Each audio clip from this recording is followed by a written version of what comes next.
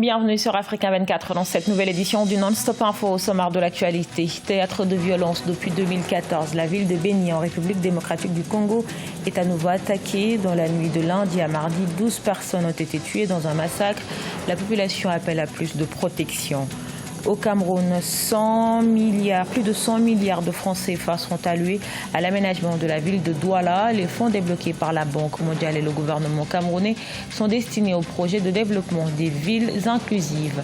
Et puis vers la disparition du marché Mikao de Yopougon, cette décision des autorités ivoiriennes inquiète les commerçants de ce marché d'Abidjan qui se trouve en plein milieu d'une zone industrielle. Depuis octobre 2014, le chef-lieu du Nord Kivu en République démocratique du Congo et ses environs sont régulièrement frappés par des massacres. Dernier en date, dans la nuit du lundi à mardi 4 mai, une douzaine de civils ont été tués par des miliciens à Béni. Face à cette insécurité, la population appelle à l'aide. Ange Bijouno-Maignan. En République démocratique du Congo, la ville de Béni est de nouveau frappée par une attaque armée perpétrée par des groupes rebelles. Selon les autorités militaires, le bilan de cette attaque est de 12 morts. Parmi les victimes, il y a des civils, des militaires et un membre du groupe rebelle. 3 jours avant cette attaque, l'armée congolaise avait déclaré avoir neutralisé 26 rebelles dans la même ville. Nous avons perdu nos mères, nos enfants. Mon plus jeune frère a été massacré et nous ne savons toujours pas où son corps est, ni où il a été enterré. Le groupe État islamique, région Afrique centrale, a revendiqué sans preuve formelle de récentes attaques contre des positions de l'armée dans le territoire de Béni. La nouvelle attaque a provoqué la colère des populations qui exigent un retour de la paix dans cette ville. Nous demandons au président de la République de poursuivre son travail de sécurisation du pays pour que nous puissions être en paix. Il n'y a pas d'autre moyen de nous aider et nous avons vraiment besoin de paix. La ville de Béni a été l'un des premiers foyers de l'épidémie Ebola qui a été déclarée le 1er août 2018. Des centaines de civils ont été tués dans la région de Béni depuis octobre 2014. Les tueries à Béni sont généralement attribuées aux forces démocratiques alliées ADF, à l'origine des rebelles ougandais qui se sont repliés dans l'est du Congo il y a plus de 20 ans.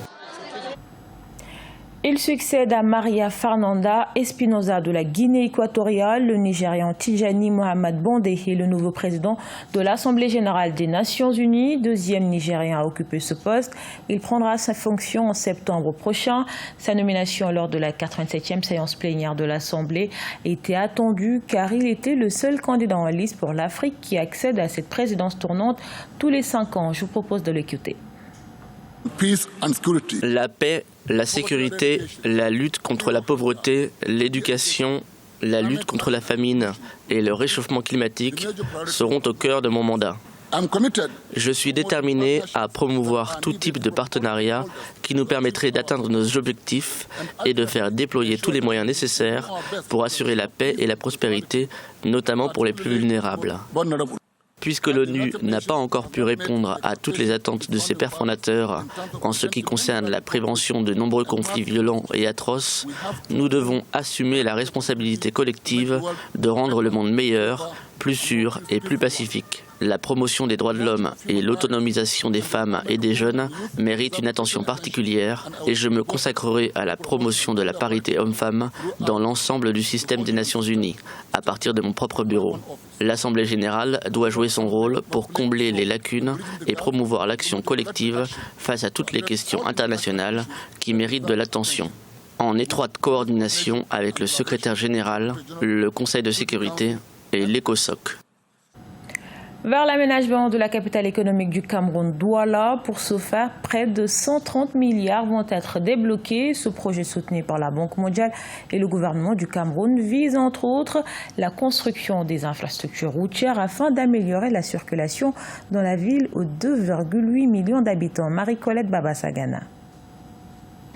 128,884 milliards de francs CFA, c'est le montant qui sera alloué à l'aménagement de la ville de Douala au Cameroun. Selon la communauté urbaine de Douala, ces fonds serviront à financer la mise en œuvre du projet de développement des villes inclusives et résilientes. Un accord a été signé entre le directeur des opérations de la Banque mondiale, Elisabeth Heubens, et la ministre de l'Habitat et du Développement urbain, Célestine Ketia-Koutes. Le transport fait partie intégrante du développement moderne et l'aménagement des voies de communication, l'aménagement de voies de transport est une chose essentielle pour l'économie de demain, qui est l'économie de la livraison et l'économie du déplacement. Ce projet vise entre autres la construction des infrastructures routières dont le but est d'améliorer la fluidité de la circulation dans la capitale économique camerounaise. L'objectif final est de résoudre l'épineux problème des embouteillages qui freinent la mobilité urbaine. Ce projet consiste non seulement à doter notre ville des infrastructures routières, mais aussi l'aménagement des drains et d'autres projets bénéficiant directement aux populations dans l'optique d'améliorer la circulation des personnes et des biens. Parmi les sites répertoriés, il y a entre autres les carrefours Ndokoti, le rond-point d'Eido et d'autres points névralgiques qui constituent un goulot d'étranglement pour la mobilité urbaine. En Côte d'Ivoire, la création des marchés n'obéit toujours pas aux plans d'urbanisme qui sont élaborés sans la participation des populations. C'est le cas du marché Mikawa à Abidjan, situé dans la commune de Yopougon.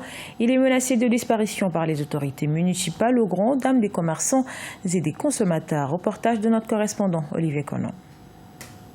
Vers la disparition du marché Mikao dans la zone industrielle de Yopougon, la mairie de Yopougon et l'agence de gestion et de développement des infrastructures industrielles ont adressé des mises en demeure aux commerçants du marché de libérer les lieux contigus à des usines. La propriété du site et les commerçants font valoir leurs droits de propriété qui précèdent l'installation des usines. C'est mon héritage. J'ai tous les papiers jusqu'à la CD. Qu'ils me laissent le terrain. Je ne vends pas mon terrain. Où je suis là, je suis une femme veuve. Et ils prennent le nom du président pour dire que c'est le président qui veut prendre mon terrain. Mais moi, j'ai dit que c'est archi faux. Nous avons des étudiants avec nous, on se débrouille. À la rentrée, ils peuvent aller s'inscrire pour aller à l'école.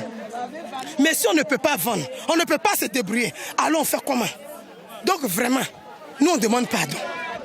Pour l'Union nationale des marchés de Côte d'Ivoire, fêtière des marchés du district d'Abidjan, les autorités doivent associer les opérateurs du secteur à l'élaboration des politiques d'urbanisme commercial pour un développement harmonieux.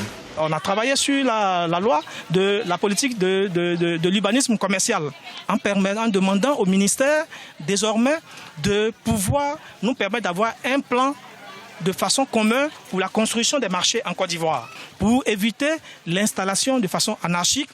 En rappel, le gouvernement ivoirien a aménagé une nouvelle zone industrielle au kilomètre 24 de l'autoroute du Nord à la sortie d'Abidjan pour faire face à la croissance des activités industrielles.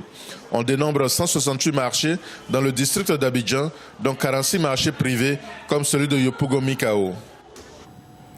À la page sport, la finale retour de la Ligue des champions africaine entre l'Espérance de Tunis et le Wydad de Casablanca sera rejouée sur terrain neutre.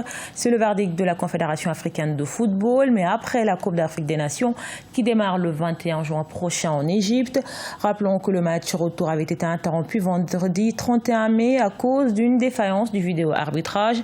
Les Marocains avaient quitté le terrain et refusé de reprendre la partie. Et la Confédération africaine de football avait remis le trophée aux Tunisiens qui pourrait faire appel de cette décision. Ce journal a été réalisé par l'ensemble de la rédaction. Merci pour votre fidélité. Retrouvez dans un instant une nouvelle édition de l'actualité sur Africa 24.